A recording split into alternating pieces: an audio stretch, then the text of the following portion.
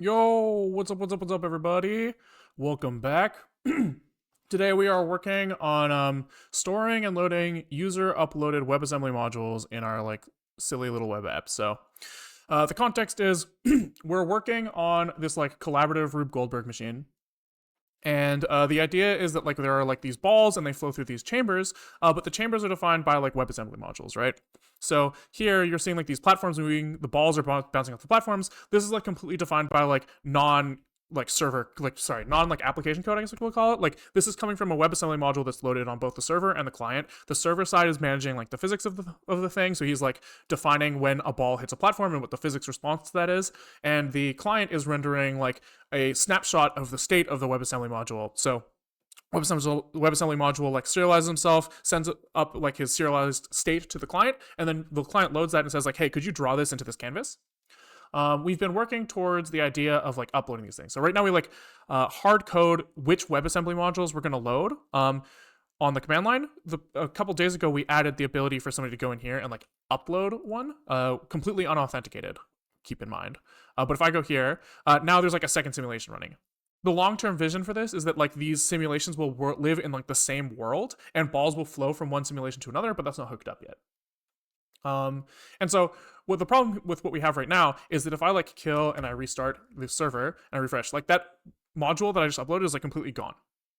It's completely ephemeral at this point. So we've been working on like database support. So yesterday we added the ability to store like user info and user cookies in a database. And so now all we should have to do is like hook that up to this like upload concept. So I think like the vision overall is that like I guess I didn't really need paint for this. When I upload a module, I want it to go into this like staging area where I, as like a user of this website, can go and I can like look at all of the simulations that I've uploaded.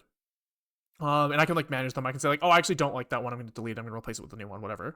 And then I want to go to like an admin panel as like me, the administrator of the website, and say like, oh, I like that one. I like that one. I like that one. I'm going to pull them in and like organize them in this way.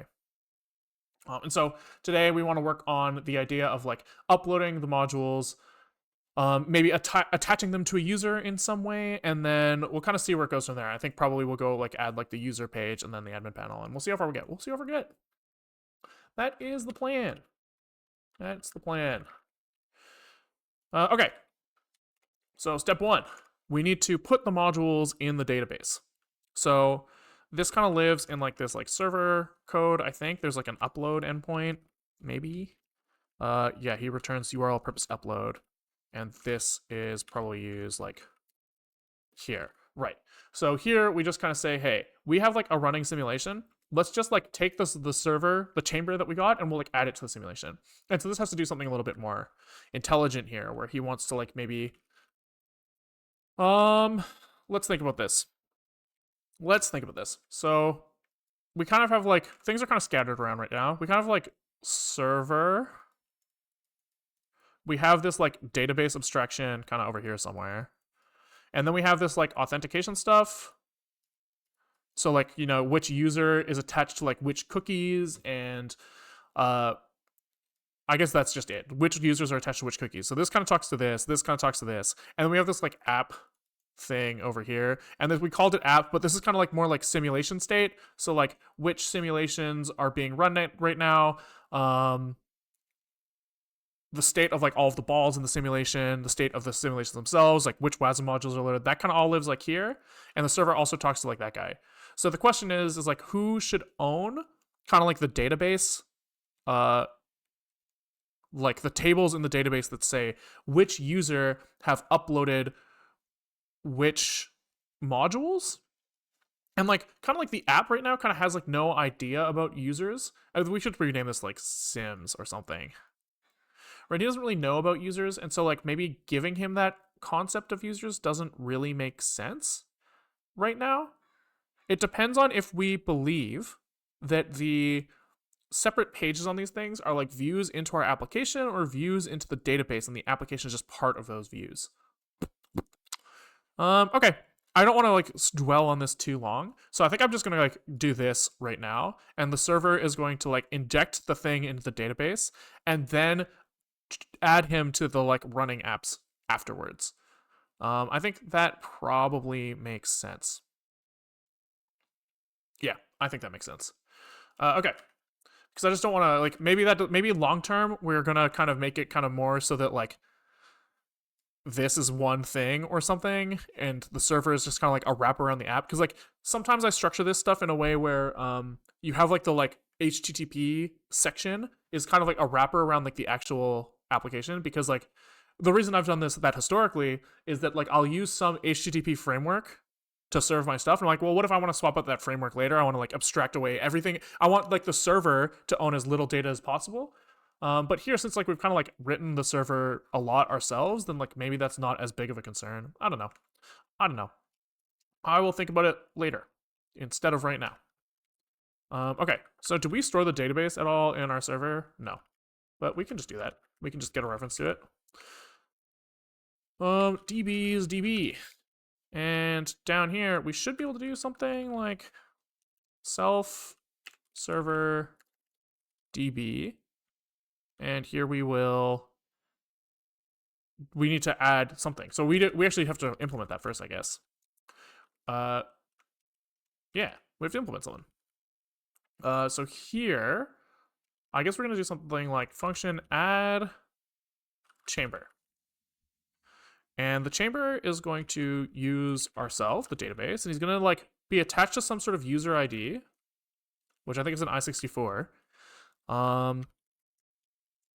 And what else are we gonna throw in here? We're gonna have like the chamber itself. Call this chamber data, right? Because we kind of like pulled this in over some HTTP connection. We just have like a bunch of bytes that we can like slam into this thing. Is that it? User ID, chamber data? I guess also the chamber name.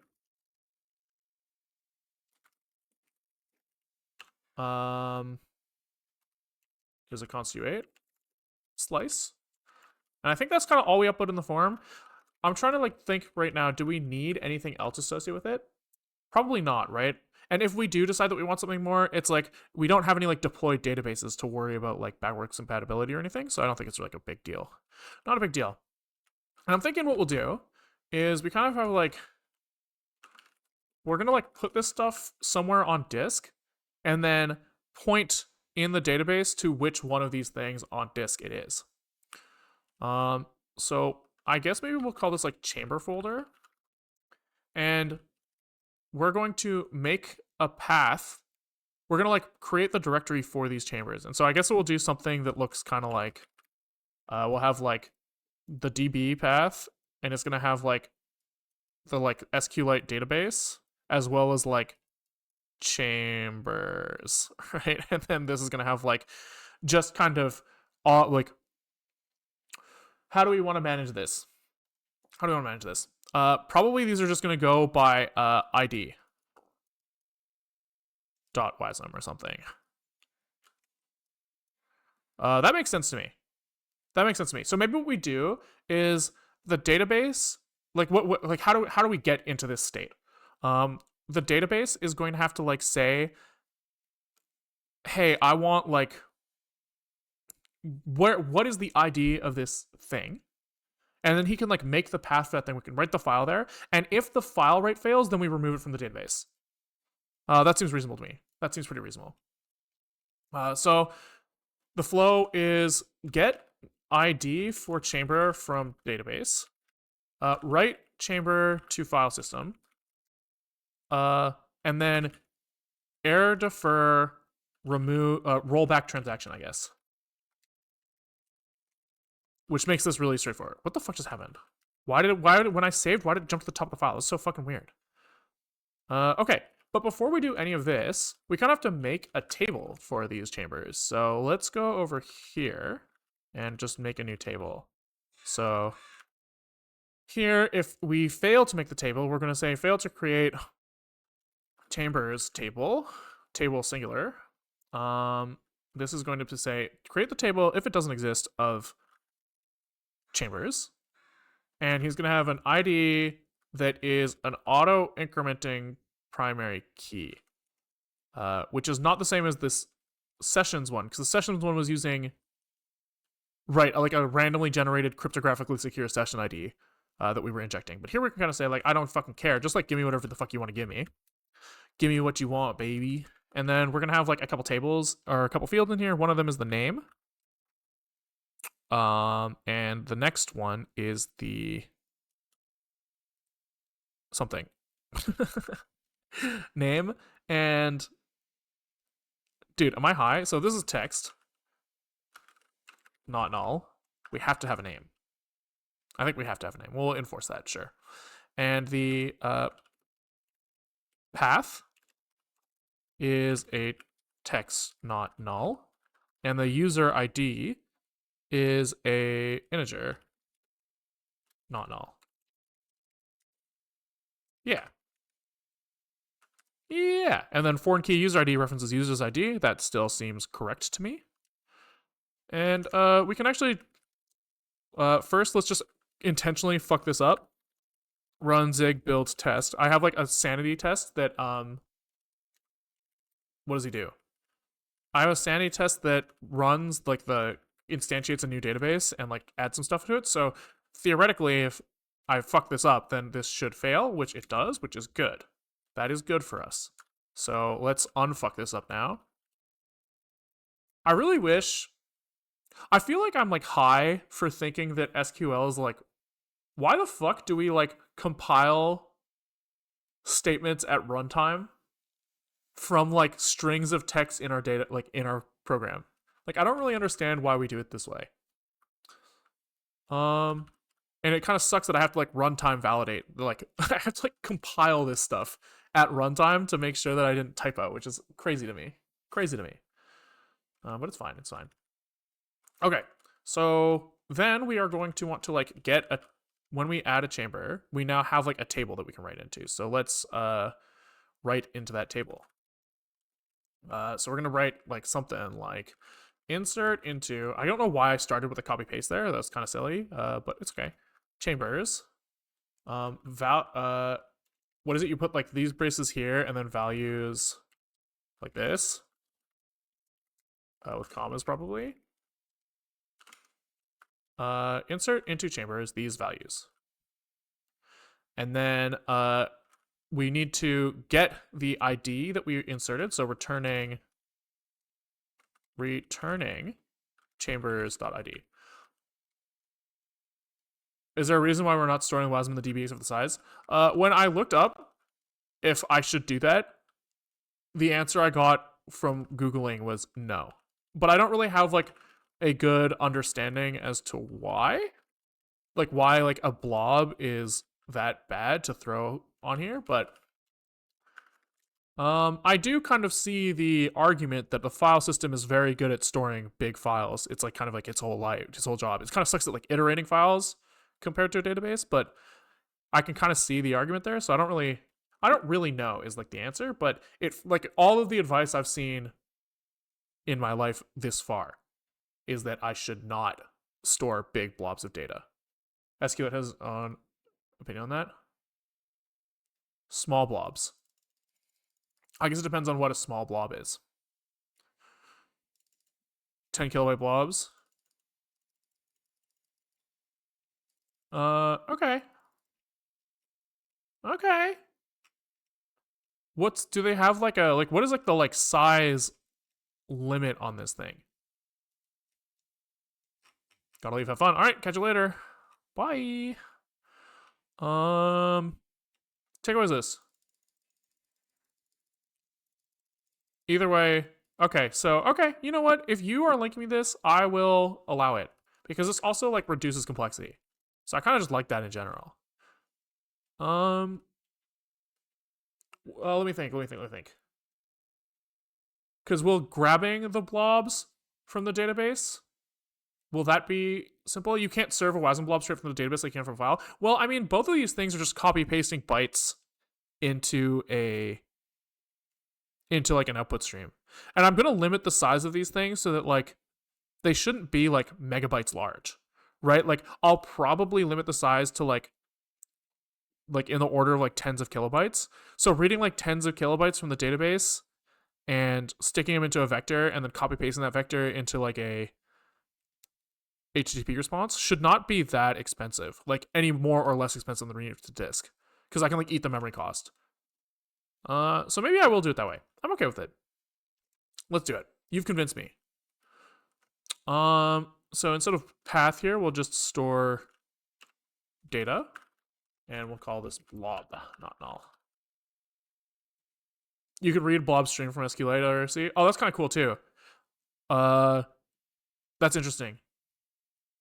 So we can always keep that as like a back pocket optimization where we could return like, blob object, and then on this we could we could have like a function read that calls like something. He does something like, SQL statement fetch some blob data and then returns that. Like that's surely something that we could do in the future if we need to.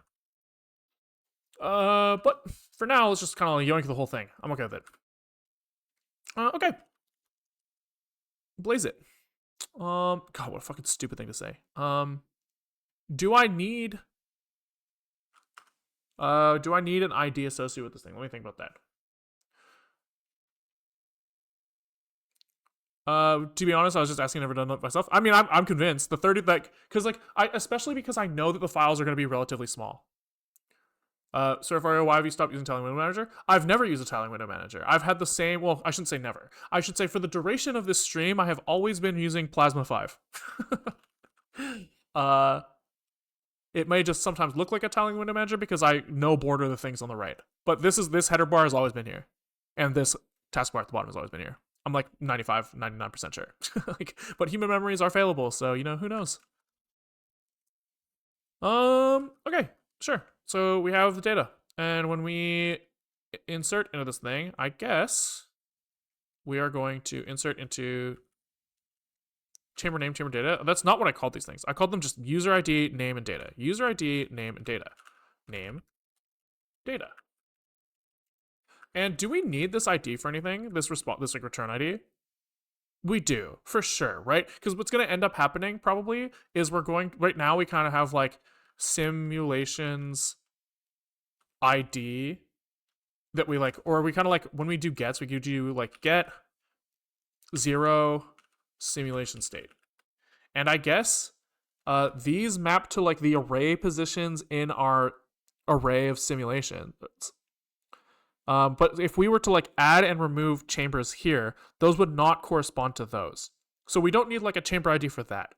But we do probably need a chamber ID for the idea of like accepting chambers, right? So somebody says like, I have, I'm user X and I have 4 chambers uploaded. Admin, could you look at those? Admin goes and he says, I will accept that one. And for that, he needs to know exactly which chamber in the database to link to. So this makes sense. We are going to return a chamber ID here, almost certainly. I think that makes sense. Well, when we add the chamber, do we need the chamber ID? Maybe not. We might be able to get away with like we add the chamber and then on a future request somebody asks for all of the chambers associated with this user, in which case we don't need to actually like go through the effort of returning this. So maybe we'll start like this and we'll see kind of how it goes from there. Yeah, that makes sense to me. Okay, so we are going to like make some statement and then we are going to bind some stuff to it. So what are we binding? We are binding a ID, which is an I64.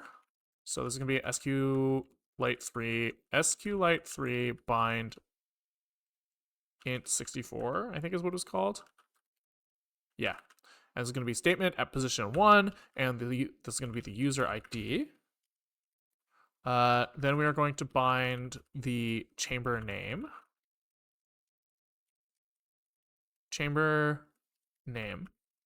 And here, this is going to be SQLite3 bind text, and he is going to have the chamber name pointer. We're going to say try to SQLN chamber name len. And then we are going to maybe throw in I think the last parameter is like a callback. It's like a delete function, and we can say like, hey, we are going to this data is valid for the lifetime of this request to the database, so don't worry about it. We will handle it externally. I couldn't see a use for ID return on single add, but maybe if you want to batch add with confirmation for which succeeded, that sounds like it would be far down the road. Yeah, I wouldn't worry. Yeah, I wouldn't worry about that right now because like this whole statement, like in that case, we would just rewrite the whole statement, right? So I don't think there's anything to worry about. And then we want to shove the chamber data in here, and this is going to be a blob. But the blob has all of the same parameters as text, if I remember correctly. But here we don't want chamber name, we want chamber data, and we don't want to bind at position 1, we want to bind at position 2. Okay, so now we just have to execute the statement. So I think that we should assume that we do one step and we get done back. That seems like the reasonable assumption here because there's no like rows to get. It's just like do the fucking insertion, please. Yeah. Okay, and then we can add to our like sanity test that we can just like upload a blob. Well, first let's zig build just to make sure. I mean, I guess if we zig build and we don't run that code anymore, I think it just gets compiled out. So I guess here we should probably just add it to our test. So try db add chamber, and the chamber is going to be associated with like user ID, I guess. And chamber, what is the parameters here? Add chamber, user ID, chamber name, chamber data.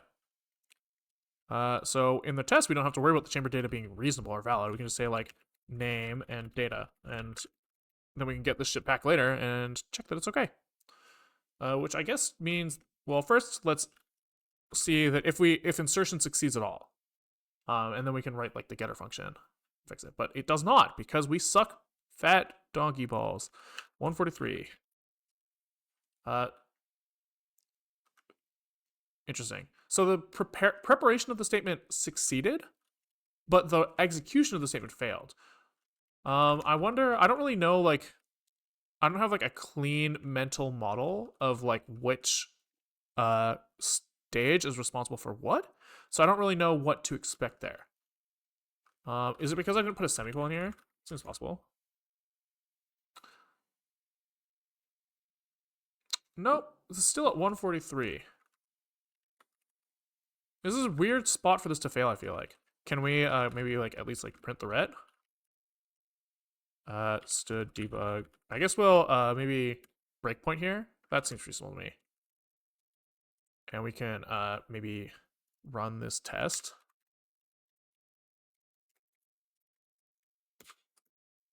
And can we look at what ret is here? 19. That's not helpful. SQLite error codes. Parameter indices are off. 1, 1, 2. That's a really good point. That would do it. Thank you. Good eye. God, you guys are quick sometimes. You guys are quick. Yeah, thank you. Good eye, good eye, good eye. Good eye from a good guy. Okay.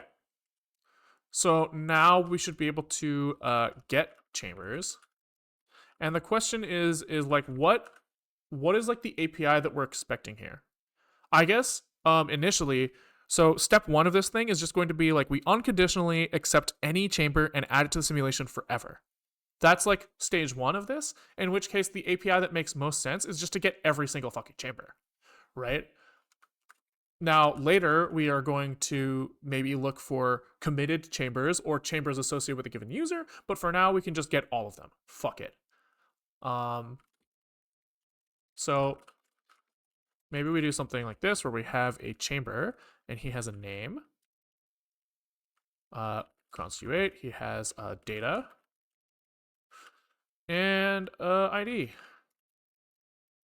Now you could maybe argue that we shouldn't do this, right? Because like if somebody is asking us for a chamber, do we want to copy paste out the like WASM data every single time? Maybe not, right? So I'm just going to, for now, kind of flag this in my head as something that we should worry about at some point. But for now, I'm just going to say it's okay. We're going to have, so also all of this data is going to get tied to like the SQL statement. that is being run, which will get freed at the end of the scope of this get chambers. So what we actually have to do is we have to like pass in an allocator, and we have to like copy the shit out. I think that's my understanding. I could be wrong. I've been wrong many times in my life, but I think that we have to do this. So we're going to take in ourselves as well as an allocator on dinit, and here we're going to say we're going to free the name and we're going to free the data. And these are not part of ourselves. Here we go. Then here we're going to return chambers. And maybe it makes actually sense for us to make the concept of a chamber list here, just so that we can have a simple dinit that like a user of this guy doesn't have to worry about. So this is going to be like items is going to be a list of chambers, right? And we're going to have a function dinit chamber list that also takes an allocator. That has to be the same allocator that we called the function with. And he is just going to rip through these guys. So for self items, item, dinit, chamber. Alec, do I use a split keyboard? Nope. No, I do not. There we go. All right. Chamber list. Chamber list. Okay, so this thing is going to execute some sort of SQL statement. We can probably start by copying a getter function that already exists. So he does like a select. He binds whatever he's going to bind, and then he does steps where he assumes that he's going to get some sort of rows. Okay. We'll kind of copy this part, I think. Let's leave. Okay, select some shit from some shit. So what are we selecting? We're selecting. Do we want our ID in the chamber? We do. We have it here. So we want like, I guess we want this to be like user ID, like this. And so here we will select ID, user ID. Do I put commas here? Probably. ID, user ID, name and data from chambers where. No where. We're getting every single fucking chamber. So that's fucking easy. Yeah, nice. And then what? We make the statement, we bind nothing because there's nothing to bind, and then we just fucking rip it. So you say, while sqlite 3, what is it, like step? Yep. While, I guess we want to do like, it makes some more sense to do like a while true here so that we can be a little more complex with our iteration logic. And we can go like, sqlite ret is equal to this thing. If sqlite ret is not equal to sqlite, if it's equal to done, we are done. If it is not equal to row, we have a fucking problem. So this is gonna like return error SQL, and we'll just throw an error log here. No row. Failed to run get chambers, we'll call it. Fuck it, yeah, it's fine. Oops. There we go. And then what do we do next? We just like fucking rip the data out of here. So I think it's like sqlite column something. Yeah. So here we have the ID is this, the user ID is this, and then we have to pull text out. Text and blob. So here's an example of, oh, this lives somewhere. Extract column text, sick. We've been here before. So we extract the column text with this allocator and our statement. And the column ID, I assume. Yep. 1, 2. And then I guess we actually need to make a new one of these that does the exact same thing for the blob. And technically we could deduplicate a little bit in here, but I don't Yeah. I'm trying to decide if I think I should. Yeah, let's do it. Function. We'll call this like dupe sqlite data. And the input is going to be an allocator as well as a item, which is this fucking shit show. And then we also want the size, which is going to be a I32. And this is going to return this thing. And this is just going to be kind of like this stuff.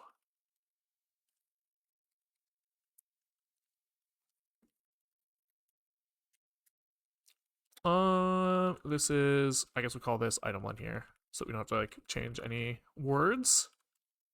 And then here we just will dupe sqlite data with our alloc item opt and item len. And the same thing goes here. All right. This can be returned, I guess.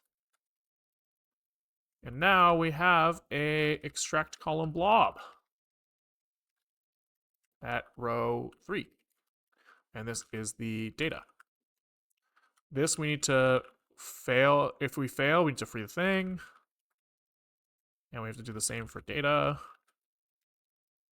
Okay, and then I guess we're like kind of good to like return thing. Well, not return. We need to push this into like some array list. So, because we're returning many chambers. So, let's say that we have like chambers is a stood array list of chamber initialized with our allocator, right? And then we will error defer chambers dinit. We have to get a little crazy here, in that we actually have to do this thing. So, how do we want to do this? We can just kind of like cheat a little bit. We can say chamber list. Yeah. Don't judge me.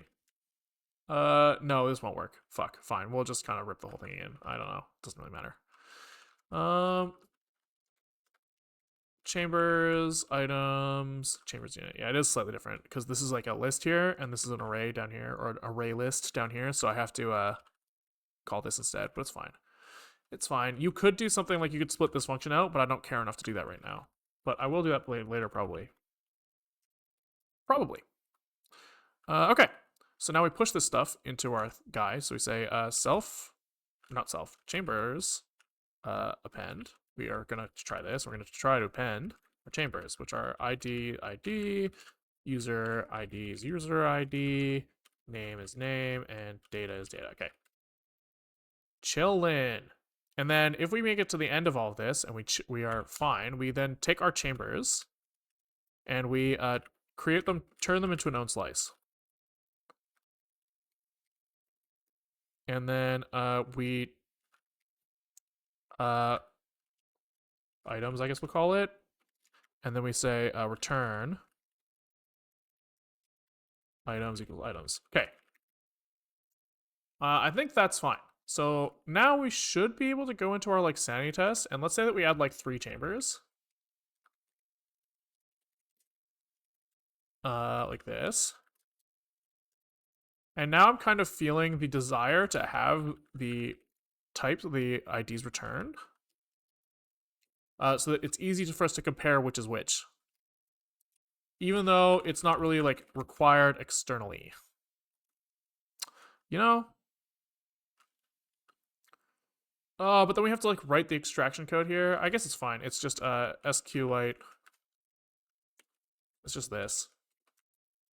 So here we're gonna say this is sqlite row, and this is gonna say we failed to add chamber.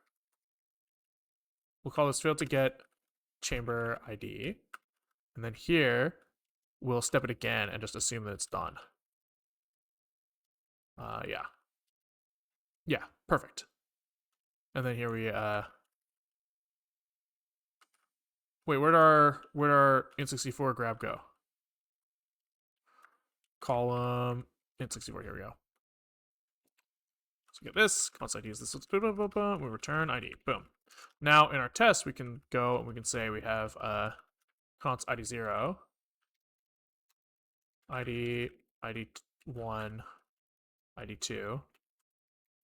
Actually, that doesn't really make our lives any easier because we still have to like loop through and correlate which is which.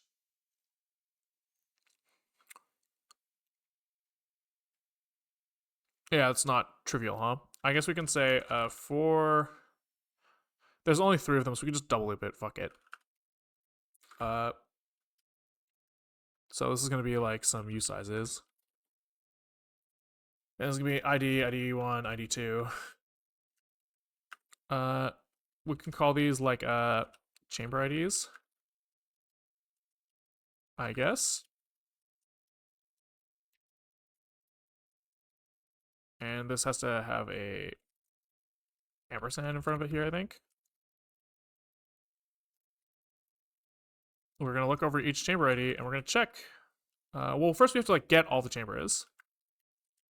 So chambers is equal to try db get chambers with some allocator. Yup. We deinit these things later with the same allocator. And then for each of these things, we just check that they're the same. So we say for chambers items,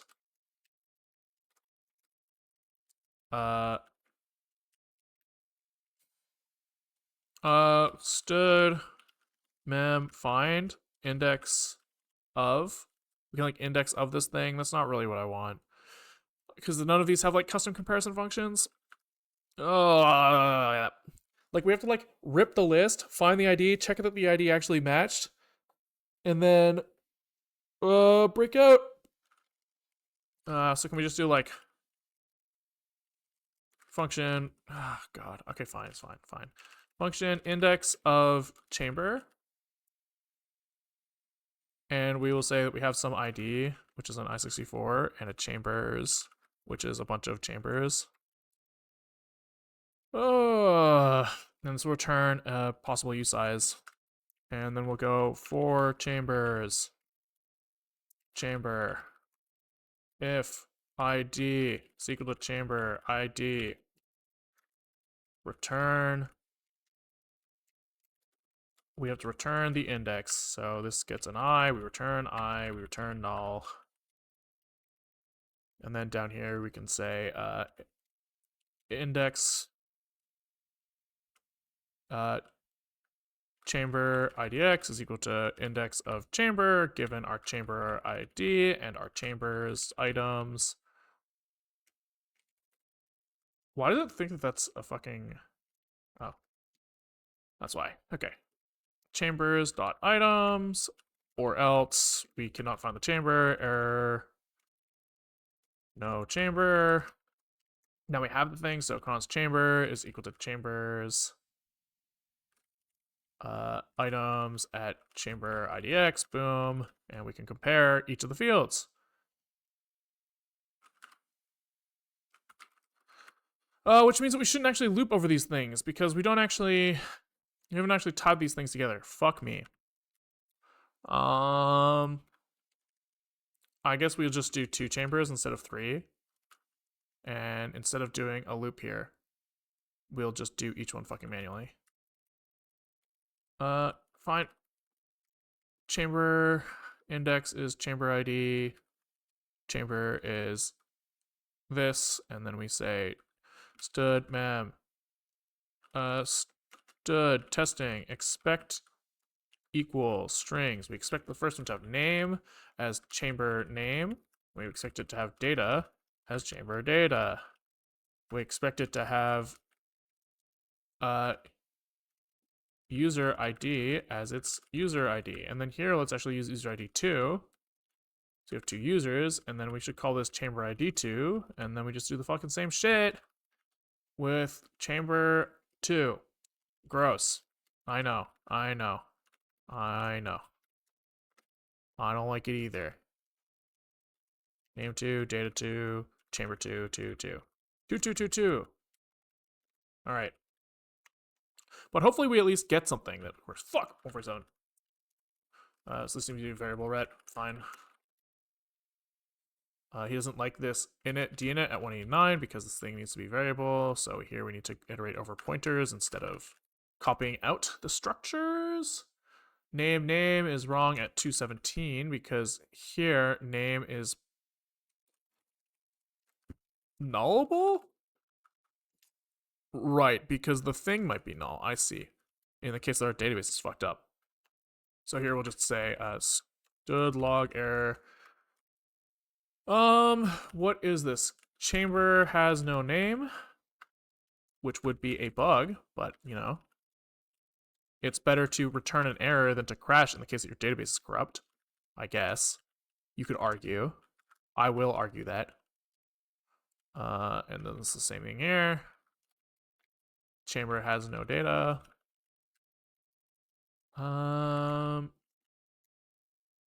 Give it to me. Nope. Because another const issue at 467. So this is var here. At here we have 474. The user ID.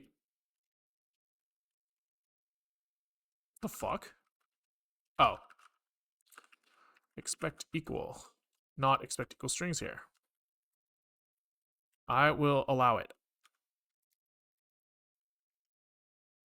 Error unit is ignored at 474 because all of these is right try.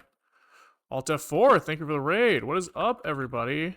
200 new viewers. What's up, you guys? Welcome. Welcome. Many of you may not know me yet, so hello. I'm Spherophoria. We are working on this project right here. Hold on. I think if I get stash, we should be in a place where we can demo it. We are working on this like collaborative Rube Goldberg machine, we're calling it. And so the idea is you have like this like physics simulation. You have balls running around in this chamber, right? But the chamber is defined by some WebAssembly module. So here I can go in here and I can like upload some extra module, and this gets like loaded at runtime on the server to do the physics simulation, as well as on the client to do like the rendering of this thing. So like you'll notice that if I refresh, the simulation is consistent. That's because we're not doing anything client side here. We're just drawing client side.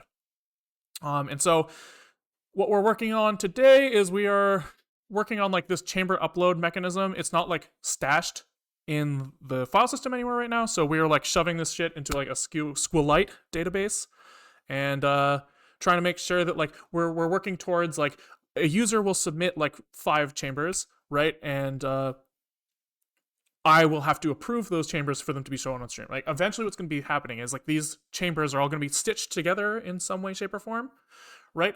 And the balls will maybe like track one ball and replace this like maze thing on the right with like a view of this ball in this large system. That's kind of like the idea. I hope that you guys had a good stream over at Alt F4. Thank you for the raid again, and thanks for the sub. Yeah. So where were we right now? We were trying to get stash up. Zig build test probably is what we were doing. That's right. We were working through compile errors when writing some squla. So here we need a star here to say that we want to take this thing by reference. Yes, I really want to write this file. Use for this? No. There no good use. But it's just kind of fun. Like here, a common theme is there's like something that we want to explore, and we don't understand it very well, and so we re-implement things that already exist as like a mechanism for us to learn about them, right?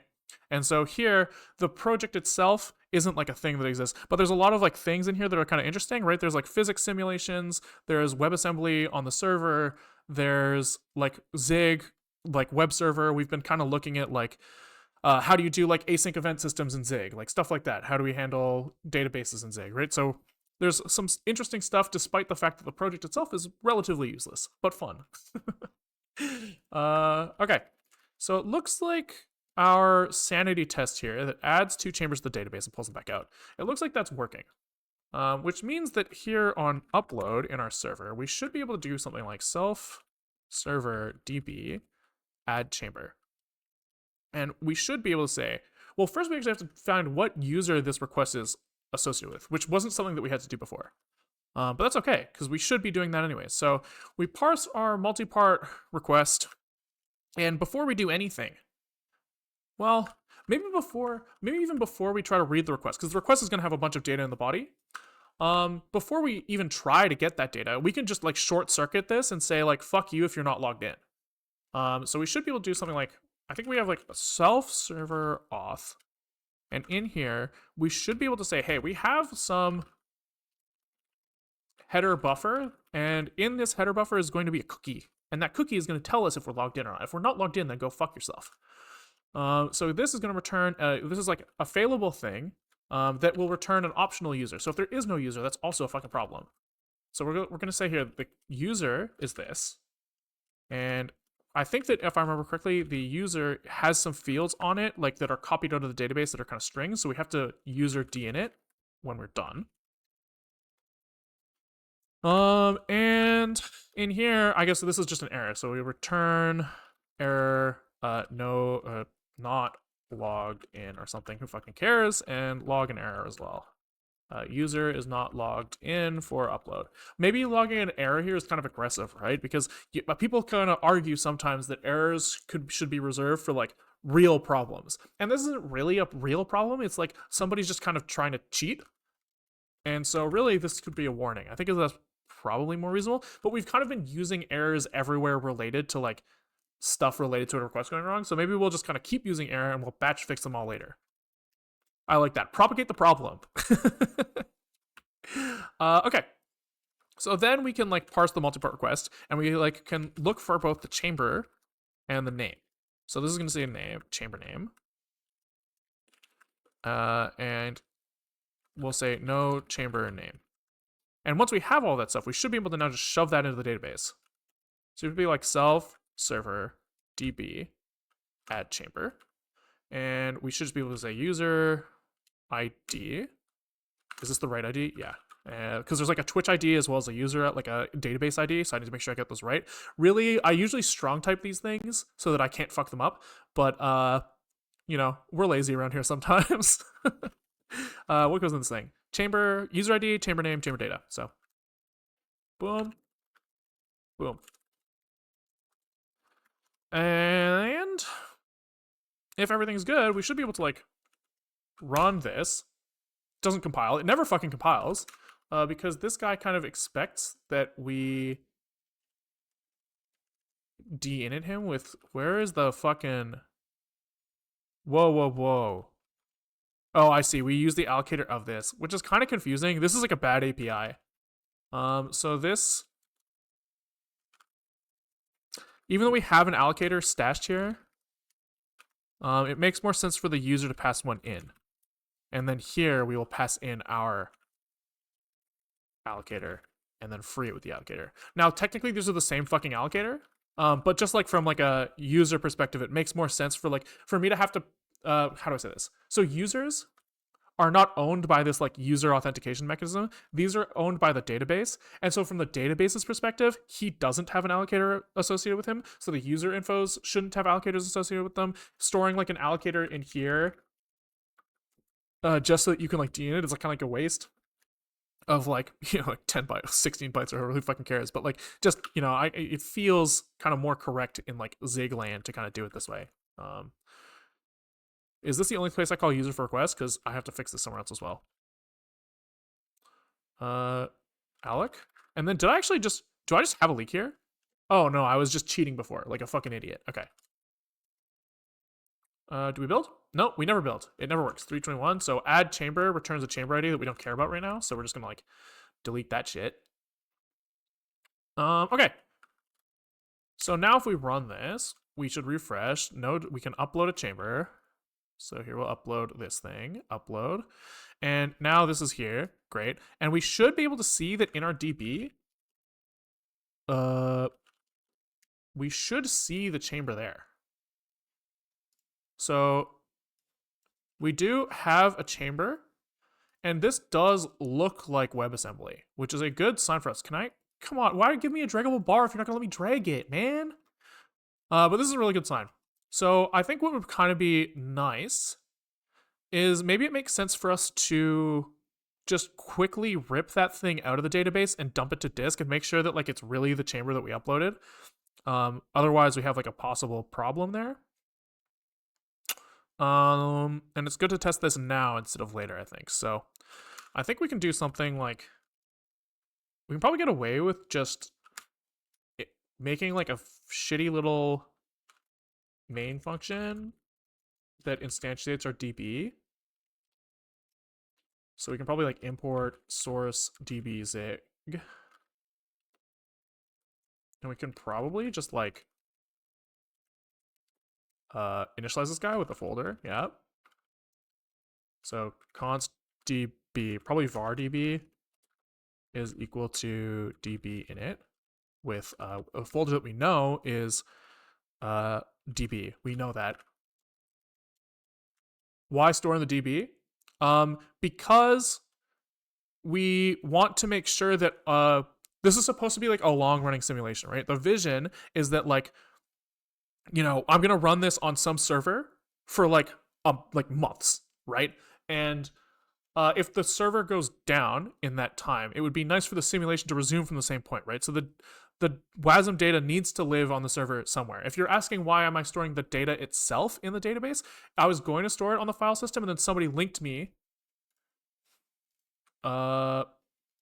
this sqlite faster than file system. I was going to store it on the file system itself, but then because I my understanding up until this point was that it would be slower to store blobs of data in the DB. But then someone linked me this, and they're kind of talking about like smallish files here. But I'm also assuming that my WASM modules are going to be relatively small. I'm going to limit them to a certain size for sure, probably in the order of like 10 kilobytes. Maybe more, maybe less. It depends on how expensive these things really are to build. We're going to have to like do some sort of like real world testing there, but that's kind of like the motivation. Okay, so here we're kind of assuming we know that our DB state right now is we have a single chamber, so we should be able to do this. Const alloc is var GPA is equal to stood. We need stood. Const stood is equal to import stood. So here we should have stood GPA heap general purpose allocator. We don't really care about the configuration, and then we are just going to say that we have GPA allocator here. Is there any other parameters here? No. And we're going to try this. Const list chambers is equal to this. And then we should be able to just do something like chambers dot items 0. Using SQLite as a file system is a pro tip, but it's someone else saying it depends on the situation. File system is an underappreciated data store nowadays. I wouldn't be shocked if file system outperforms SQLite and SQLite outperforms file system. Neither of those would surprise me in different scenarios. So I think it does. Yeah, I think you're right. Really depends on the situation. But I will say that if the performance is comparable, then keeping everything in SQLite is nicer because I don't have to worry about like, you know, we were talking about earlier, like if we were to store on the file system, we would have to start a transaction in SQLite, insert the path that we were expecting to write to into the database, or insert an element into the database to get like an ID back so that we can tie the path back to the ID in the database, then roll back the transaction if the write to the file system fails. Like the consistency issues are like scarier to me than the performance issues at this point. Okay, so here we should be able to like open a file to write. So we'll just call this like test WASM with no I don't give a fuck parameters. And we're just going to say f write all of the chamber data. And we don't have to worry about like deallocating anything, so this is just a shitty little test. But if we run this, we need to lSSL, lcrypto, lcurl, because all of these things kind of get pulled in kind of by like transitive dependencies, which is kind of shit, but it's okay. It's okay. Error unit is ignored. Fuck! I need to sqlite as well. Okay. So SHA 256 sum. SHA 256 sum. Test WASM. And if we compare this with zig out been, what did we upload? It was simple WASM, I think. Those are the same fucking files. So we didn't fuck up anything in regards to like handling that thing in the database, which is really good for us. Really good. First time chat. Oh, scary link. How do I want to handle this? Let's copy the link here. Paste it over here. It's just a rotating ice cream bar. Why? Why? Do you just like ice cream? Was this related to anything? I can't remember. It's just like a funny thing to post in chat. Best spam ever. Yeah, I mean, I'll fucking take it, right? As long as it's not like self-promo and not like porn. It's not like the end of the world. It's just like, just why? Low-level programming really does give me a more holistic view of what you want your computers to do for you.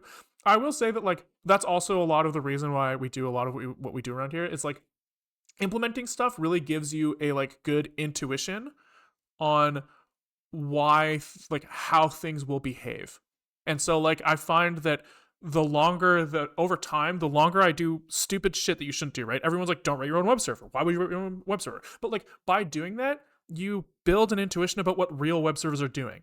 And that can help you make decisions around those things and help you like when you have like a tree of problems, right? You're just like, I have a bug and there's like a million ways that I could look. Like you have to kind of use your brain's trained neural network on like which thing to look at first. Like that training just gets better and better over time the more and more you poke at stuff.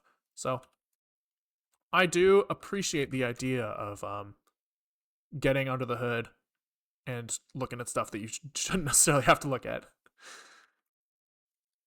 Okay, what we're doing, so we kind of have like the database has our chambers now, and now we have to make it so that when we load our chambers or when we run our application, instead of just like picking some chambers from the command line, it should look at what is in the database and try to load from there if it can. That makes sense to me.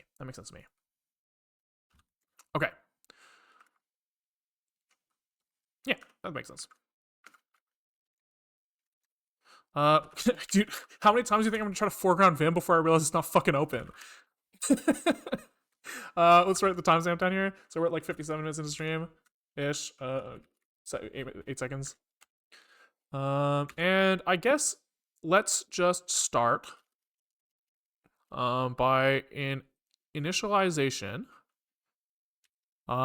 We create our database, we create our app, and our app will have to take in a list of like database chambers.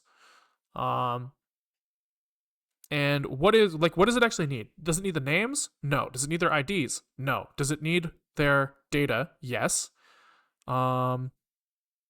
I guess it does need their IDs. It does need their IDs because somebody's going to ask, hey, I have like simulation 0 running.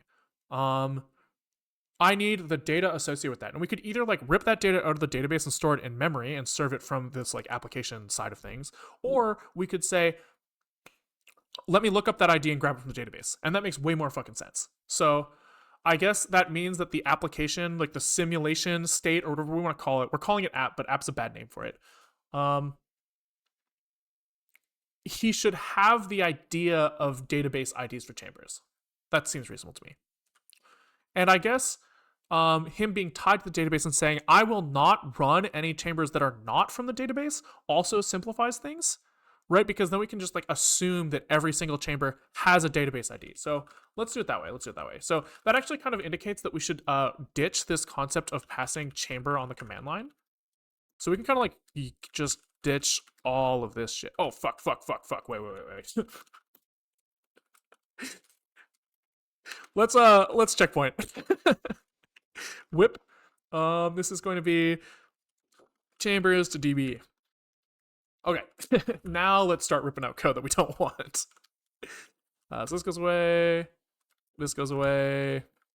This goes away. Chambers. So this goes away.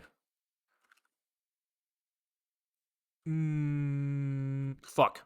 This like history shit always fucks me here.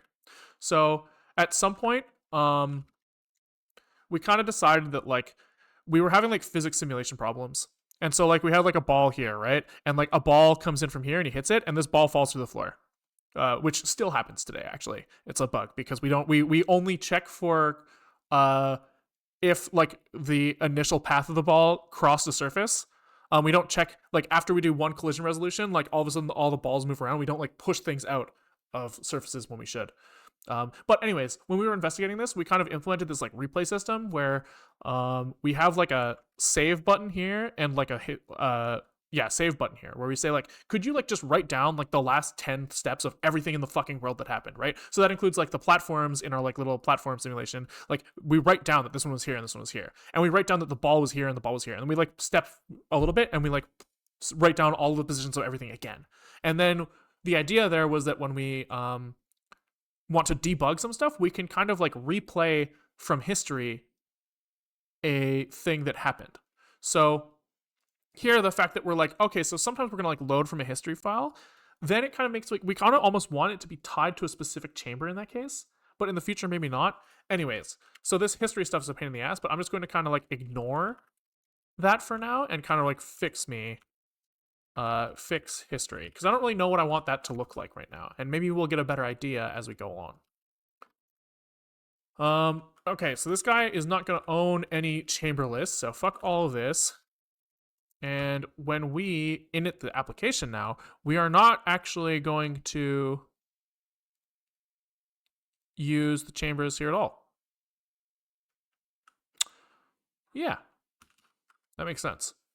And then what we were actually doing before was when we added applications or added chambers, we were storing the database path in there as well, and like just writing out the chambers to the file system so that we could grab them again later. We're also not doing that anymore. So this kind of is going to more like take in a database handle itself, maybe, or he could take in a list of database chambers. That feels right to me. So he can just store what he wants to store from these things. And I think that's fine. Yeah, it's fine. I dislike any kids and of double tap. I don't know if that was response into anything that anyone said. I don't. My memory is not like good enough, but that's crazy. If that's unrelated to everything, why type that? It's who cares? But if that was in response to something as a joke, then I just didn't get it, and that's my bad.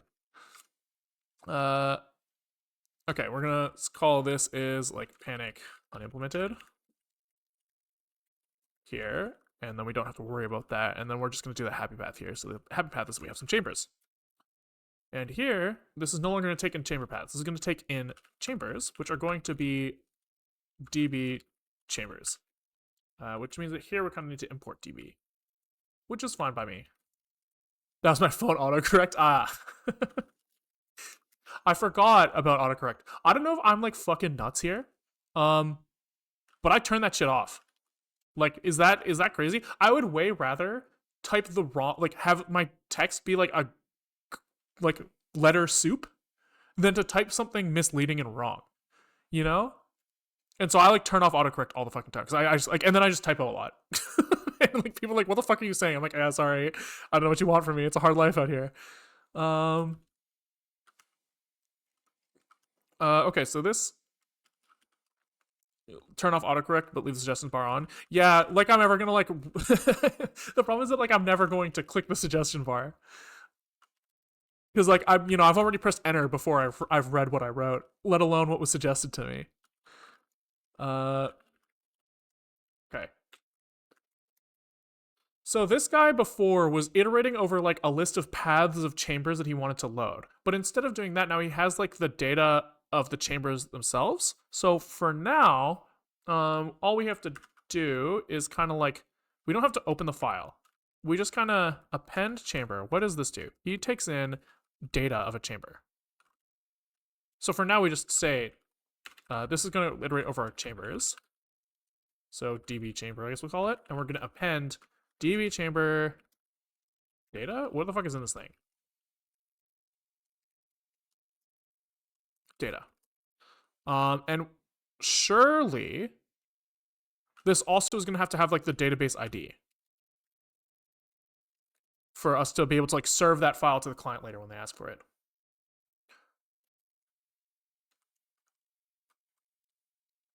So he's going to take in the data as well as the ID, which is an I64. We'll call this db ID. And instead of this guy who was before, he was kind of like writing this data out to the file system. And then storing this thing in like a list of paths. We kind of like ditch this whole concept of chamber paths. Chambers don't have paths anymore. They have IDs. So we'll call this chamber IDs is now an array list of I64. And this is going to be chamber IDs. And this is going to be chamber IDs. It all comes together. It all comes together. And so when we append a thing, we are going to, instead of doing whatever the fuck we were doing here, we're going to say self chamber IDs append ID. And we don't have to write out to disk. Everything else I think stays the same. We like load the module. We initialize the simulation. We copy the like step state from other simulations to make sure we're like moving in lockstep. We create the chamber. We create this, or we append the chamber and the simulation to our like list of things that we're keeping track of, and then we also append the chamber ID. Chillin'. So now somebody somewhere is going to be trying to like get the chamber data at some point, and that's going to fall over. But we can find that in a second. Okay. So this thing also has to be chamber IDs.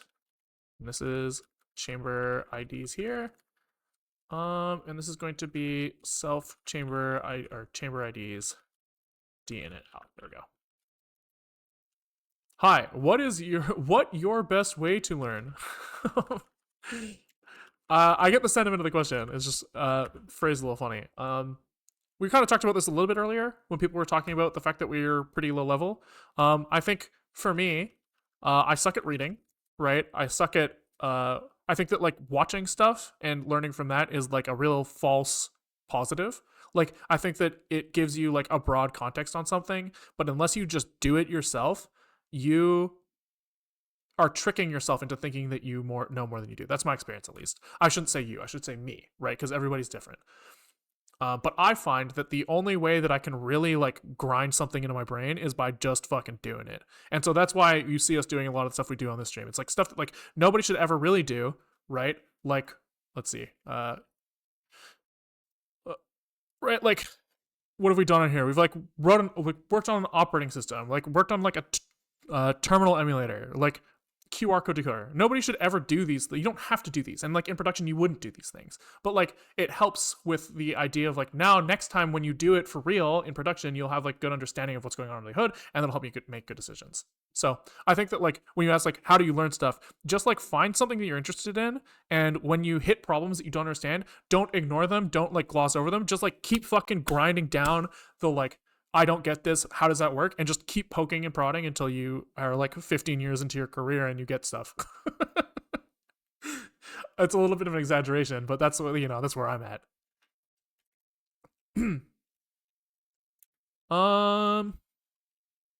Okay. And I will say like somebody's talking about like React on the side here as well, and they're saying like yeah,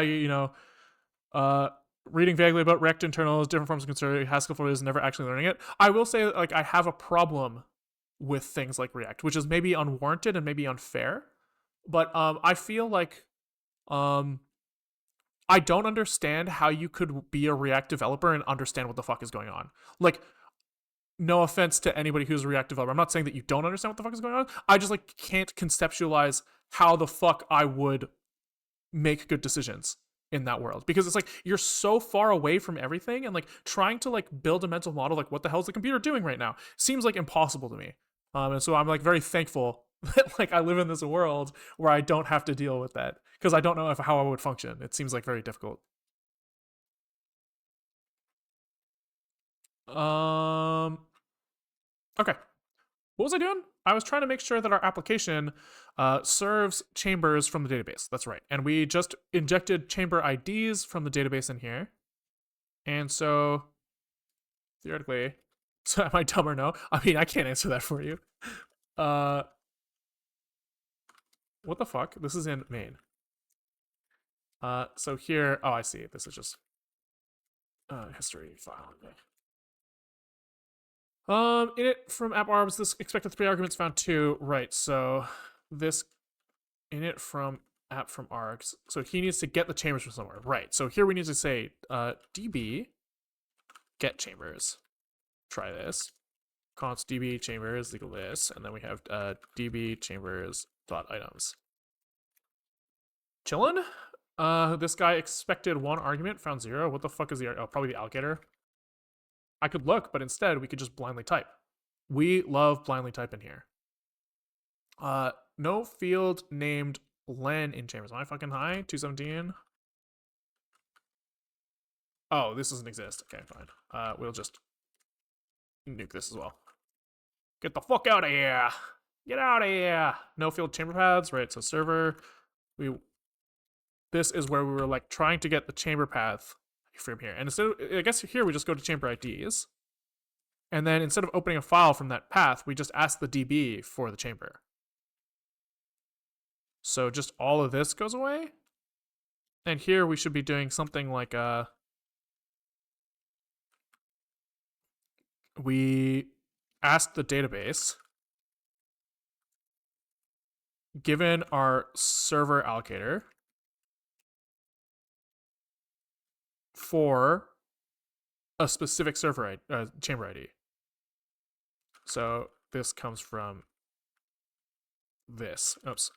Go to the end of the bracket, yoinkies, pasties, and I guess we should implement this. So this is chamber ID's item ID here. Yeah. Did I fuck up brackets here? Why is all my like highlighting fucked? Maybe it's not. Okay. Wait, are we just storing the binary WASM data in the DB now? Yes. Yes, we are. Because this has come up a couple times, but I think it's important to point out again. Where the fuck is that page? It's gone. It's gone. It was sqlite is faster than fs. Someone linked me this, which basically says like for small files, sqlite outperforms or is equally performing.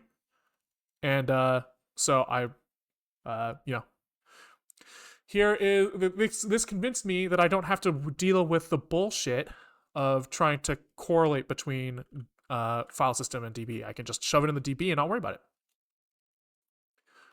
Okay.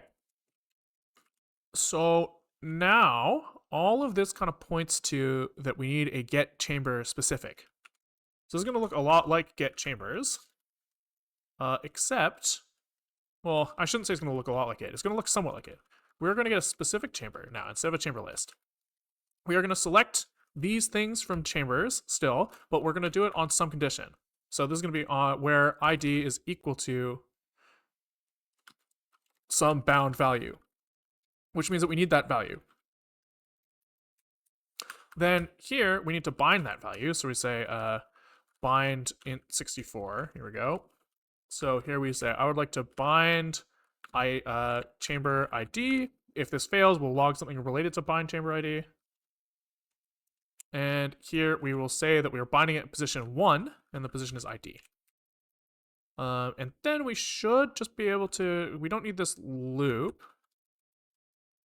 but we are still going to do a very similar like column parsing, which kind of indicates that like all of this stuff needs to come out. Like all of this needs to go like query to chamber ID chamber or something, but it's kind of weird because like the parsing of that thing depends on like the order of the arguments in your select statement. But you could maybe, what I've done in the past here is I've done something like chamber, I make like a struct that's like chamber sqlite columns. And in here, you could do like, you can say like the column that I have ID at is a, what is there? sqlite 3 column i64. sqlite 3 column i64. Sorry, I just need to get the data type right.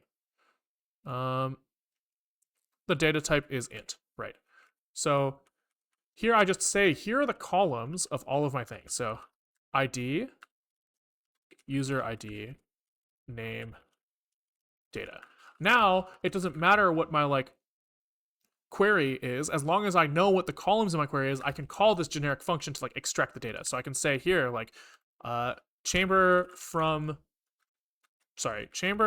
columns, and this is going to take in something and return me a chamber, right? And then I can kind of take all of this shit, and this will return me a thing like this.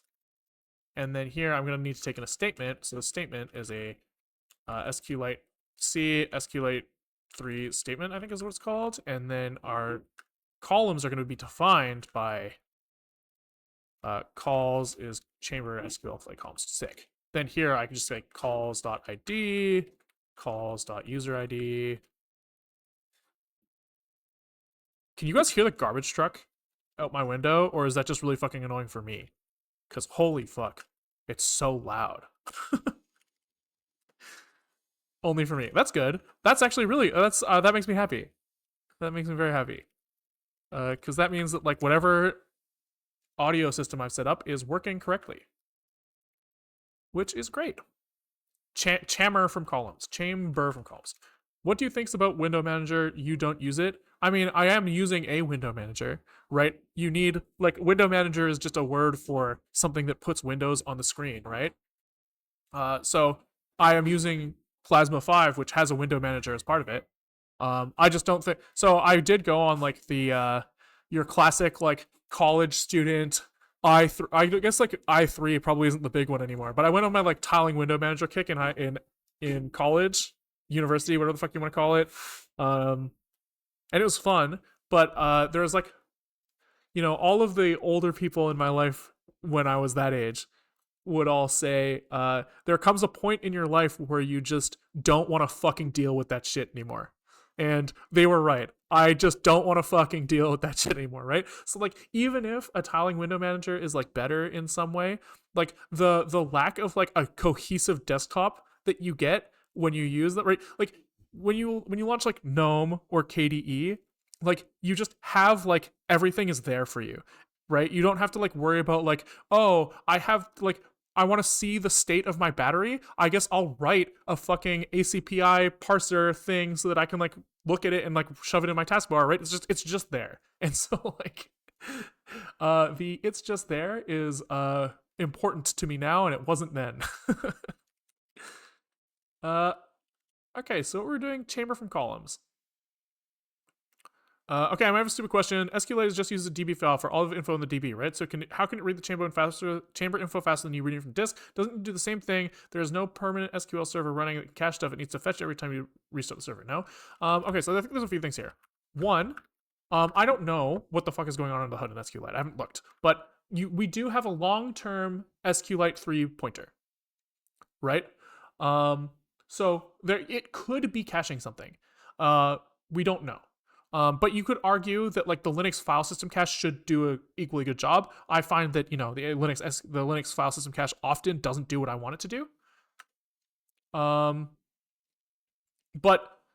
how do I say it? So there's that. The SQLite, the metadata stuff in the file system can be very, very slow depending on your file system, right? The choices that SQLite is going to make versus what a file system is going to make are just going to be different, right? You're going to have, like, a file system has to be this generic thing that can store any type of file from, like, small things to like things that are like a terabyte large, and you have to be able to like store these things in directories, and you have directories, you have trees of directories, right? And so like the decisions in a file system are just going to be different. And so you could make an argument that like the caching in the SQLite can be better than like a generic file system because it's a more specific problem, right? Generally, more specific means you can outperform something that's more generic. So I think that there's like something there. I don't really know the internals well enough to give like a real argument as to why, but the concept is not crazy.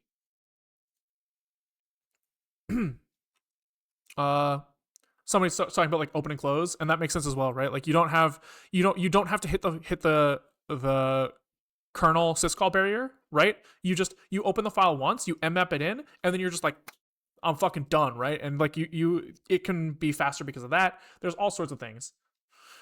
The fact that like the SQLite database is likely to be like contiguous on the file system, is that true? I don't know if that's true, but I think it's true, right? At the very least, even if the blocks aren't contiguous on the disk, the read ahead logic is like maybe better, right? You kind of, because things are like grouped by the file, right? Where when you're like traversing a directory, it's kind of like optimized for like files just kind of being like wherever on the disk because like they're usually going to be interacted with individually. Here you've got kind of got this concept like, well, we have all these like things and we put them in one big file, and that like can definitely improve performance as well.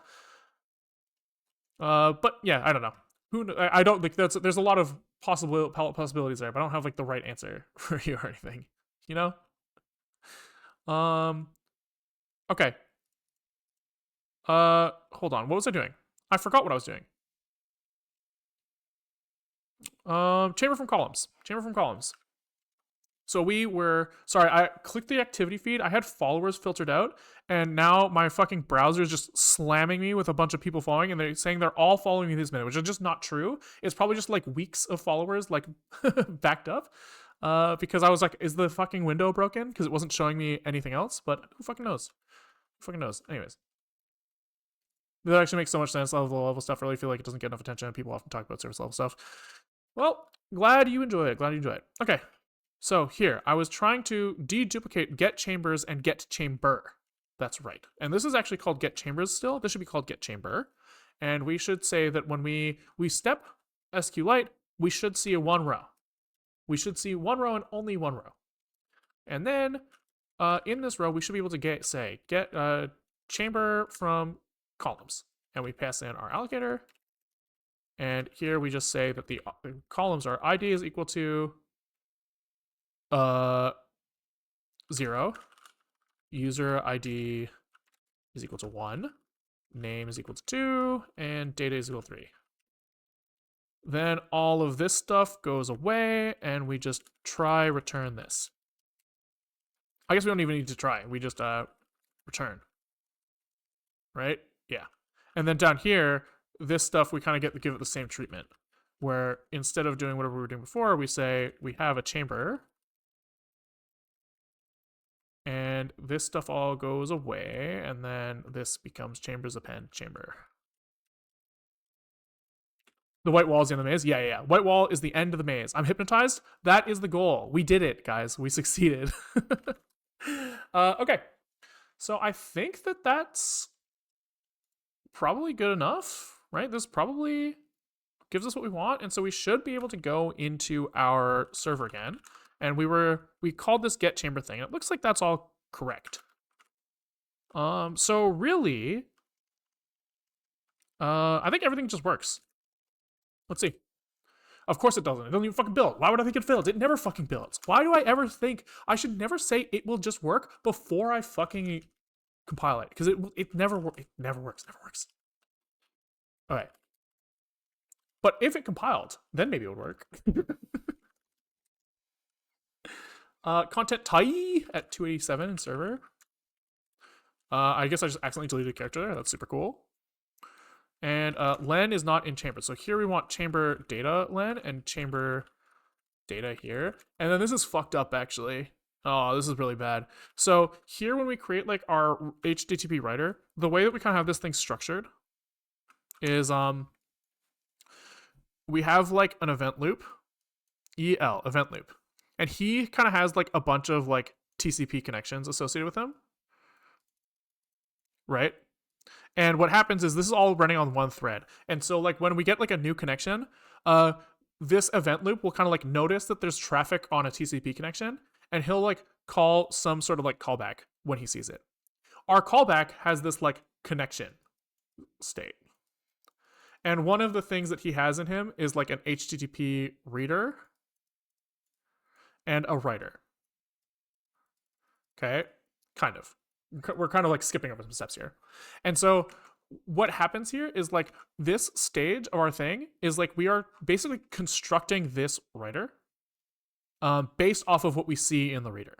Right? So what happened is like TCP data came in. He goes like, I have to do something, please do something. And then we go, oh, okay, we'll make this writer and write some data to it, and just like tell us when we can write some more data later. And so what that means, kind of, somewhat, is that like we have to store the data that we're writing in this writer. And we have this flag here that says like you either can dealloc this stuff at the end of the like when you're finished writing, or you cannot. And so like this chamber data here is like associated with this chamber object. And if I did like defer chamber dinit here, right? What happens is now this writer will be like referencing invalid data. So what we have to do is we actually probably have to like copy it out, which kind of blows, but that just makes things easier. We could instead make some sort of generic interface where you can like pass any arbitrary thing to this thing with like an arbitrary dinit function. Theoretically, I guess you could in this scenario, you could do this thing where you could if you could pass like a dinit function called like dinit chamber from data. This is like a very real thing you could do.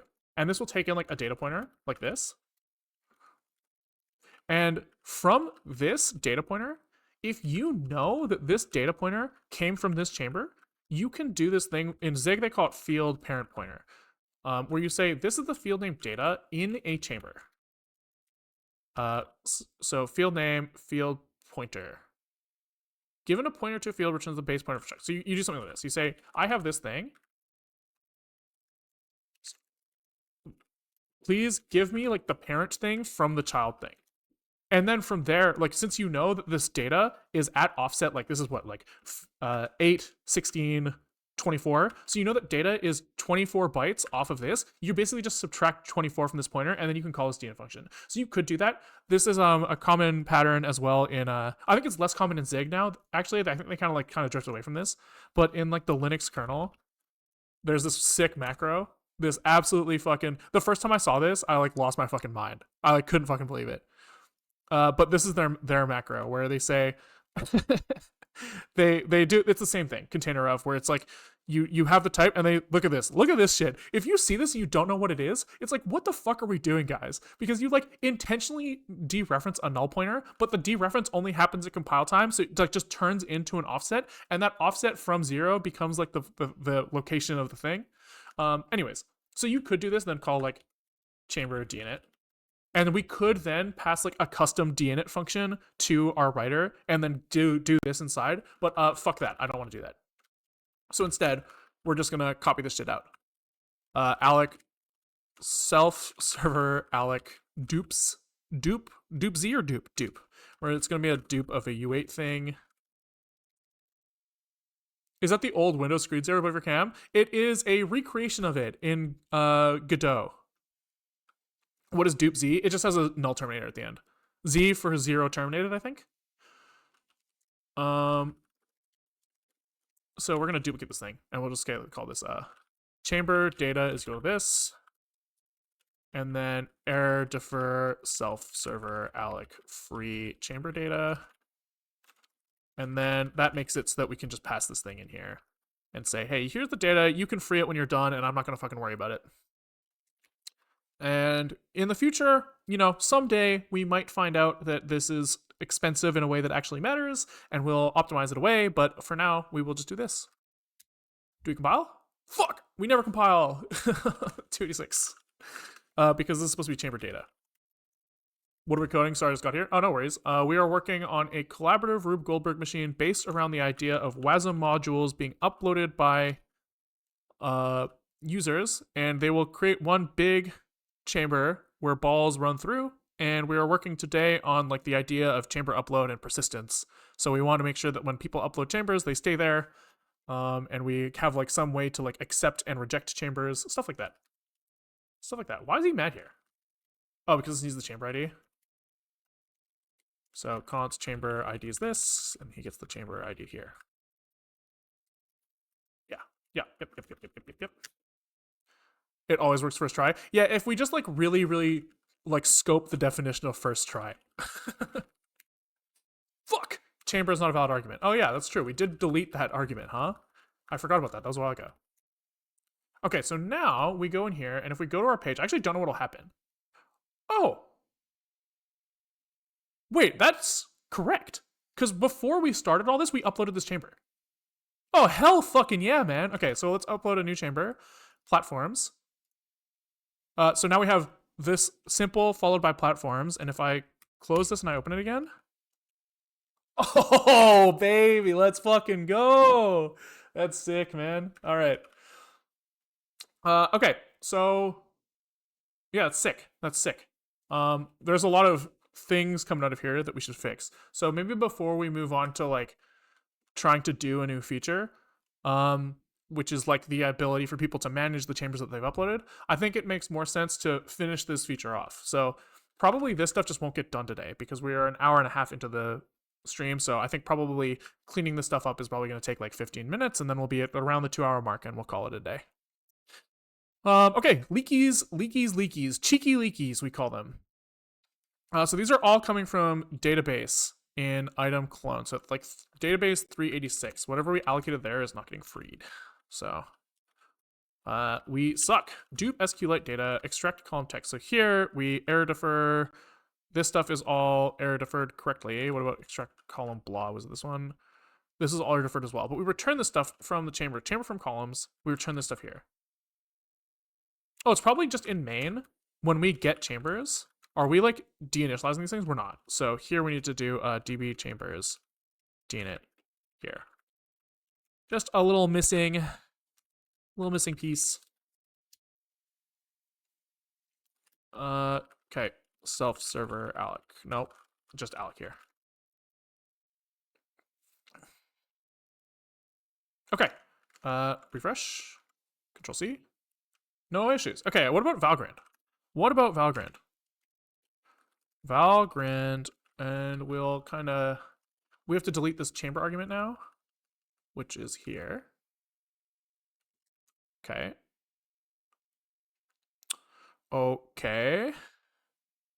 Come on, bud, you can do it. Oh, we have to build in release mode when we run under Valgrind because Valgrind is like this virtual machine that's single-threaded, and it's so flippin' slow. So I think that's probably the first time I've said flipping on this stream. Why the fuck would I ever censor fuck? I say fuck all the time. It's so fucking slow that you have to make sure that your optimizations are on and stuff. So, okay, let's do another upload, and we'll upload whatever, a duplicate, which is fine.